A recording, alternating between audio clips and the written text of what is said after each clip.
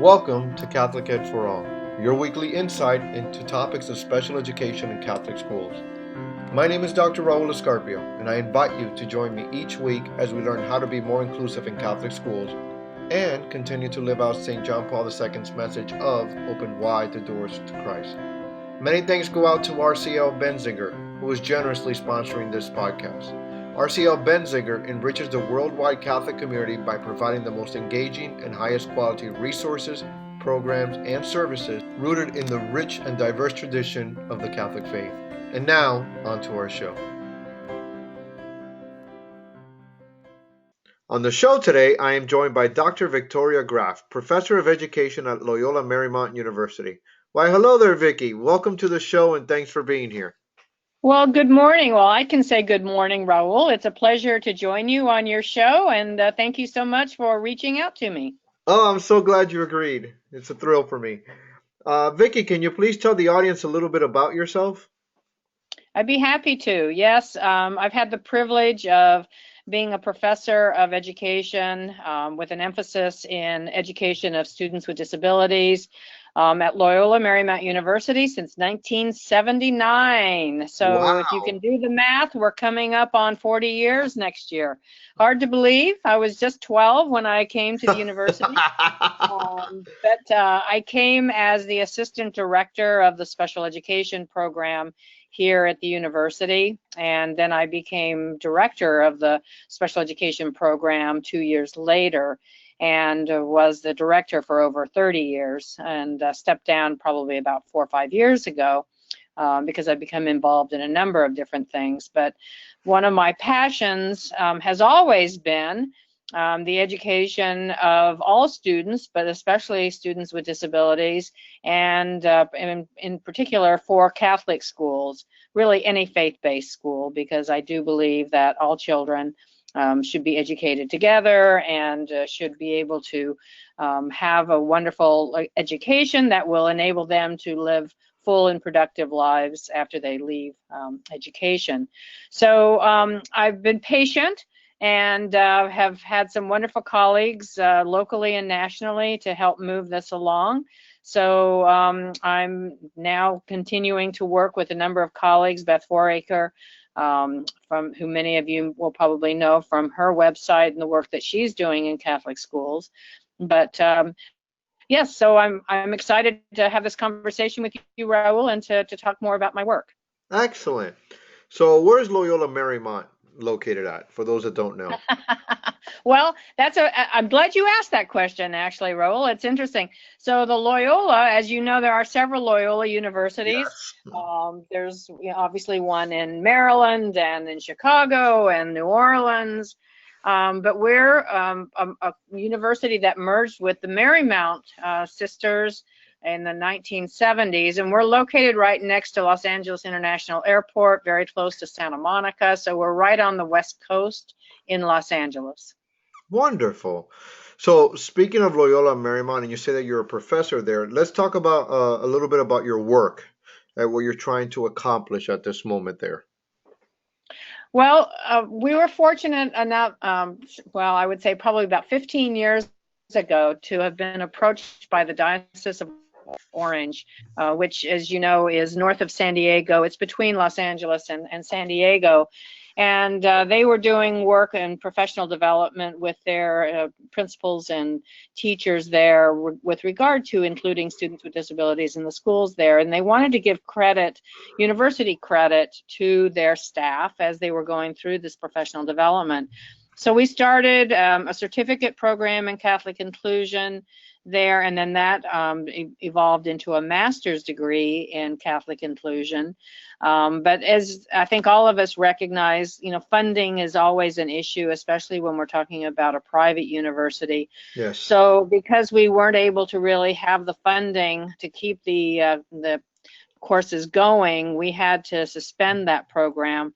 We were able to then work with the LA Archdiocese, and the Los Angeles Diocese was able to use some of their Title II money, which I think is a great opportunity for Catholic schools to work with their local public school partners to use Title II money for professional development. So we developed a face-to-face program in the LA Archdiocese, and we had both a certificate again and a master's program. And then a decision was made to put that program on hiatus so that we could develop an online version of the program, so that not only would it be available for teachers and principals locally, but also it could go nationally, maybe even we could say even internationally, we don't know. So we've been in the process over the last few years of developing this program, and again, as many of your listeners will know, that we have to go through a number of different steps, stages for getting approval.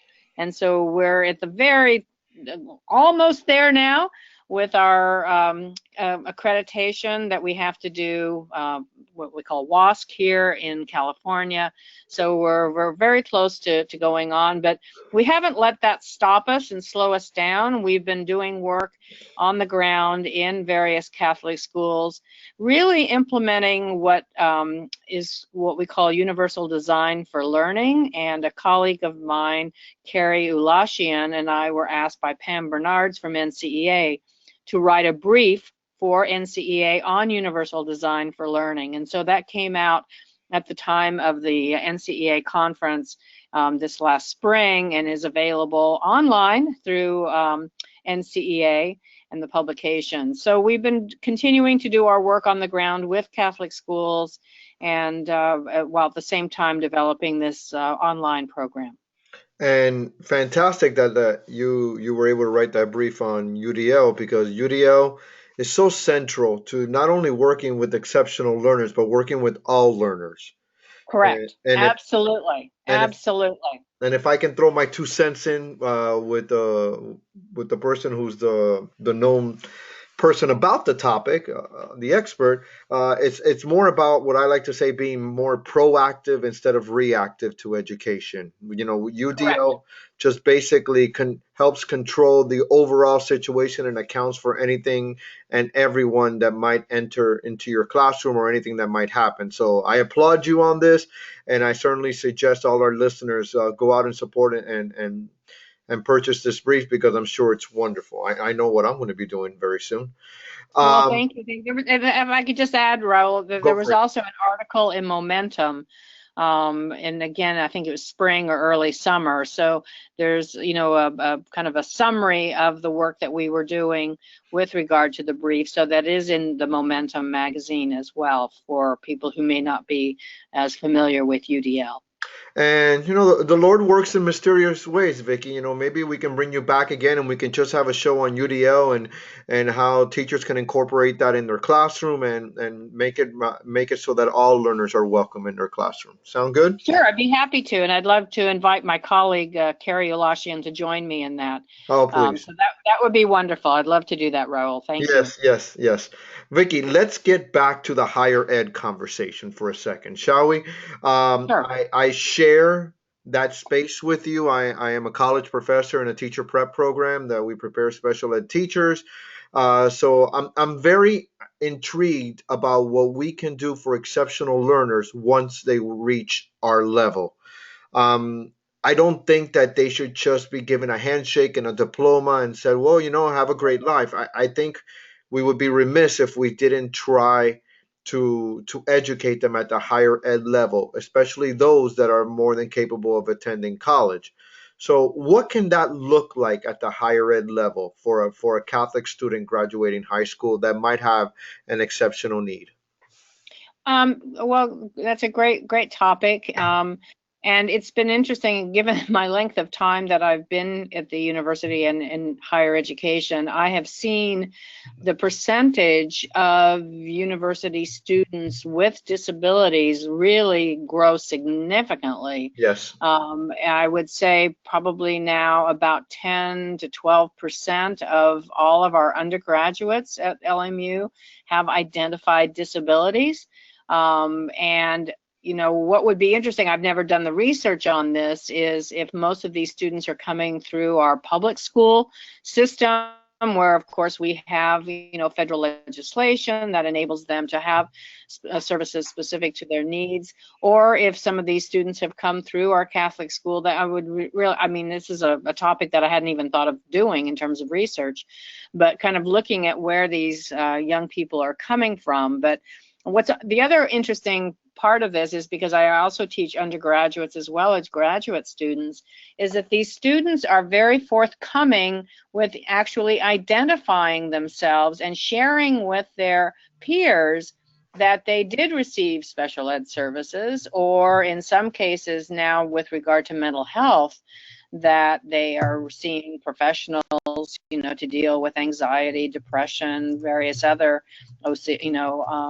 obsessive compulsive disorder, ADHD, and so forth. So students seem to be much more willing to talk about their particular individual needs and so forth, and to actually advocate for their needs, which I think is great. So the university certainly has open doors, as long as they can document the assessment that has gone on professionally, and we certainly have criteria for that as well.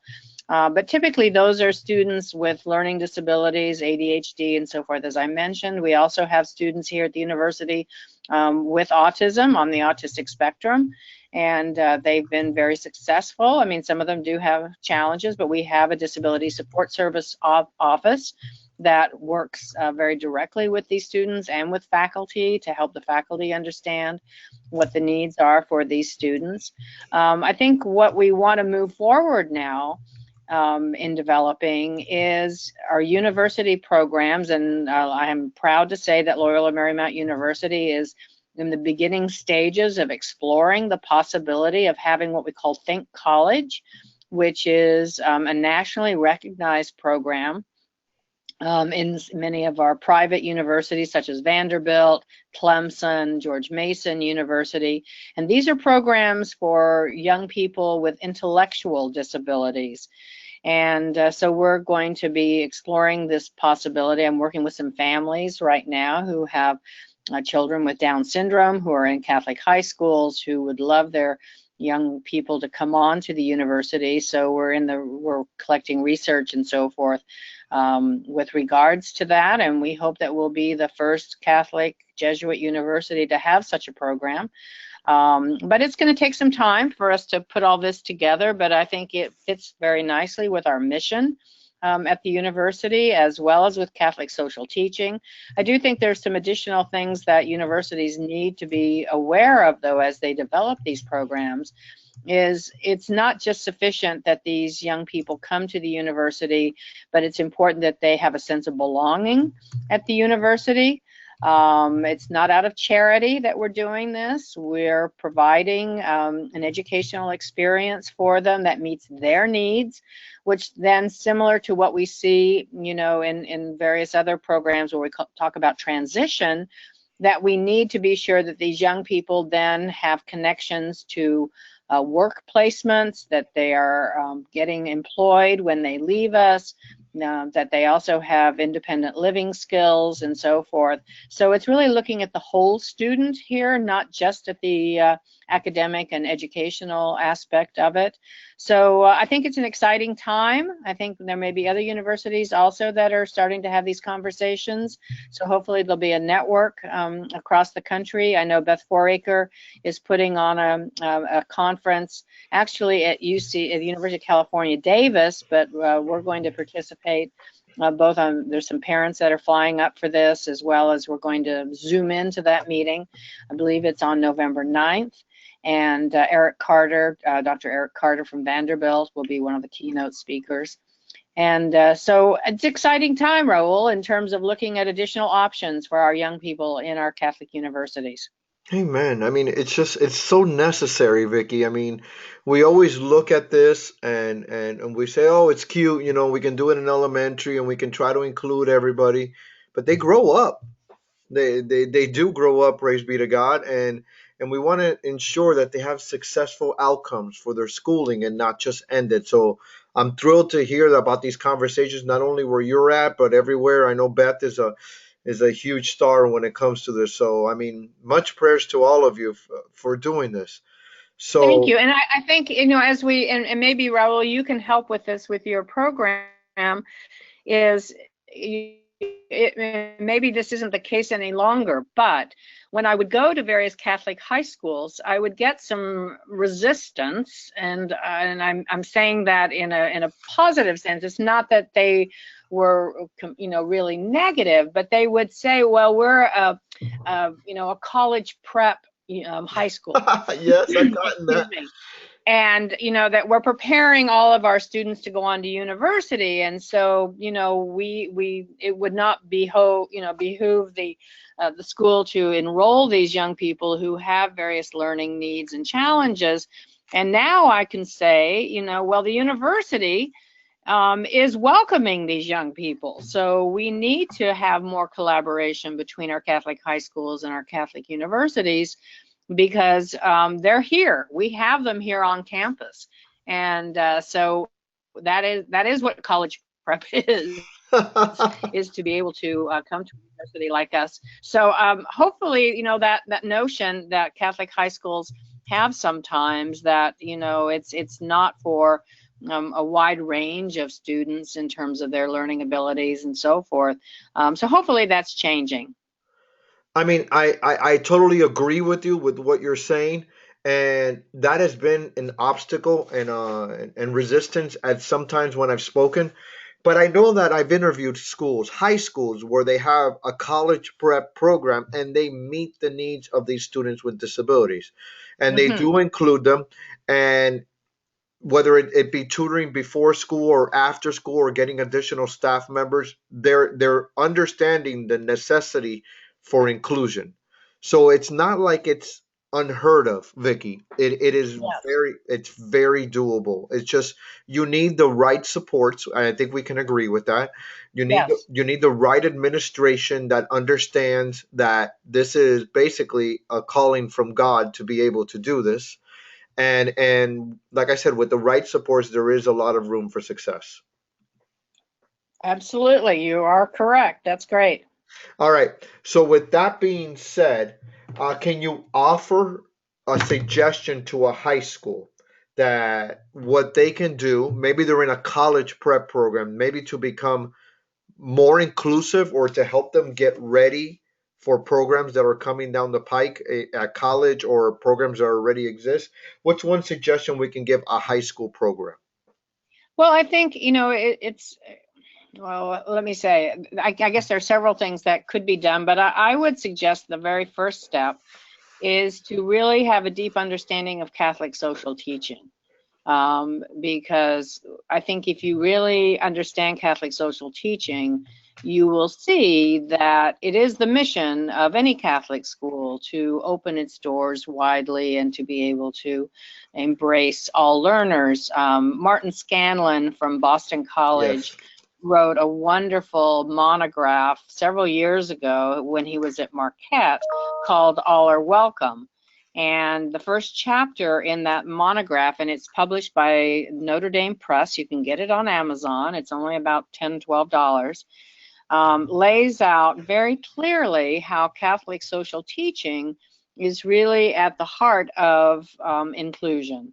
And I think once, you know, faculties and administrators in Catholic high schools have a very thoughtful, deep conversation about Catholic social teaching, then hopefully it'll open people's hearts and minds to see that it is, you know, it is our mission and it's something that we should be working towards. I have to say, and I have a colleague here at the university who reminds me all the time that when we say special education, that word special, I think sometimes can be a barrier. It can be a point of misunderstanding in terms of what we mean. That yes, while you know those of us in our field do have some additional rigorous in-depth, you know, preparation, that we're not separate from general educators, that we should all be working together. So I'm trying to, in some ways, move away from this title of special education,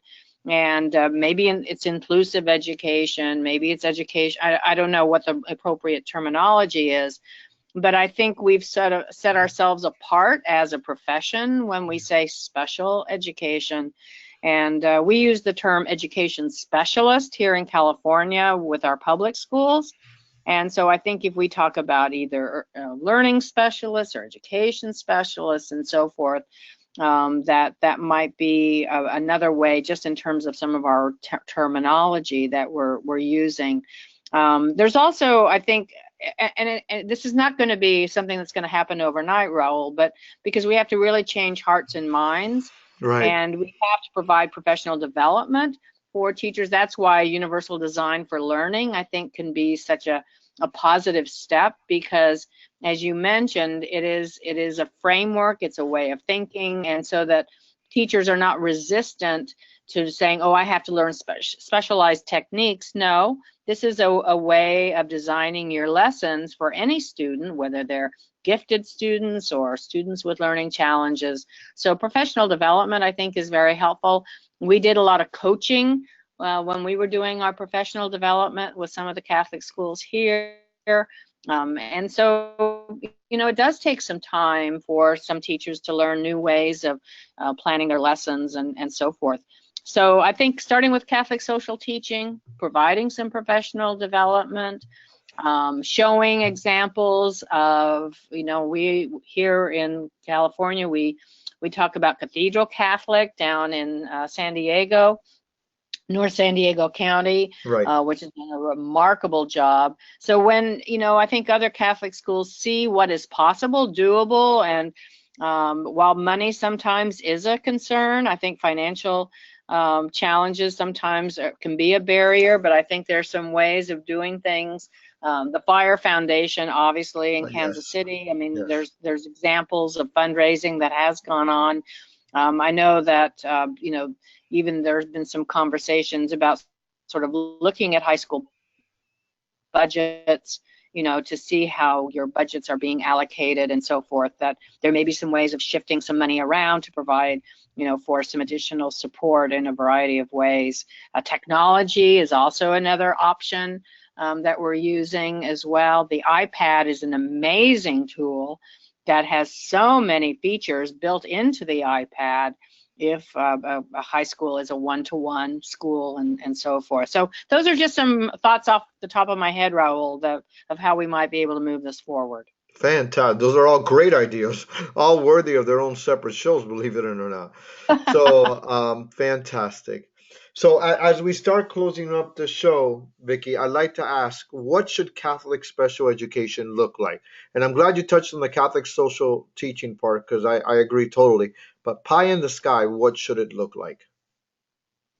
Well, I would use the model of a Cathedral Catholic. I mean, they've been very innovative and sort of thinking outside the box. And a modern day high school, also in the Diocese of Orange, has followed this Cathedral Catholic model. So they do have 3 programs at Cathedral Catholic. And they do terminate or end in different either diplomas and so forth. Some result in the Cathedral Catholic diploma. Others, the students, when they complete the course of study, get a California high school diploma. Others will get a certificate of completion. But there are a number of opportunities there for a wide range of students to be able to be successful. The other key thing, and I know that this is something that I also want to continue to work on, is the role of, and schools use different terms, whether they're shadows, paraprofessionals, teaching assistants, one-on-ones. It's these additional people, that come in, and sometimes the Catholic school says that the parents have to pay for that additional person to be with the student. I think Catholic schools really should be fundraising so that it's not on the responsibility of the parent, because it can be a barrier for some families that are low income who can't, pay for the salary of a teaching assistant. We also need to look at the training for those individuals. But Cathedral Catholic has been very innovative, and I think there probably are some other high schools around the country where they use peer mentors, and they actually use the students, the typical students, to be with the student who is in this special program as they go into the general ed classroom. And it's become a high status privilege for these students to serve as peer mentors. And I know that's what Mater Dei is using as well. So that's something also that I think Catholic high schools could start to look at as they're evolving maybe towards this type of program. So there's still some things that we need to take a look at and to think deeply about as we try to establish these programs, but it's doable. It is doable. Yes, it is. Yes, it is. It's a lot of conversations that we need to have, but God willing, we're going to have them all, and maybe even rethink that term, special education, as you were talking about. Yes, yes. Thank you. Vicky, I thank you so much for joining me today. I wish you nothing but prayers and blessings as you continue your mission at Loyola Marymount and everywhere else that you're helping bring God's children into the fold. So thank you very much, and I hope you have a fantastic day. Well, it's been a privilege, Raul, to be invited and to participate on your show. And please tell your listeners that they can reach out to me at victoria.graf, Graf1F, that makes all the difference, at lmu.edu. And I'm happy to answer any further questions. Oh, thanks. I will note that on the program sheets. Thanks, Vicky. Have a great day. Well, that's it for this week. If this podcast was a blessing to you, can you please head over to iTunes and subscribe and give us a review or a rating? It really does help other Catholic educators find the podcast and use it as a resource. Thanks again to the amazing people at RCL Benziger for generously sponsoring this podcast. Check out their new resource for Catholic schools, Blessed Are We, Faith in Action, which enables teachers to share the love of Christ with children who have special needs. Visit rclbenziger.com to learn more. Join me again next time as we continue to advance God's kingdom by including all of God's children in Catholic schools and faith formation. Until then, this is Dr. Raul Escarpio. Thanks for listening, and may God bless your day.